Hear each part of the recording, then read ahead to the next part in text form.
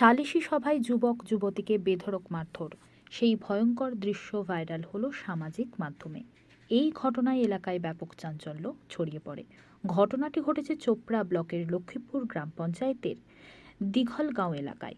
স্থানীয় সূত্রে জানা যায়, ওই গ্রামের বাসিন্দা ওই যুবক যুবতী অবৈধ প্রেমে জড়িয়ে থাকার জেরে সালিশি সভা ডাকা হয়।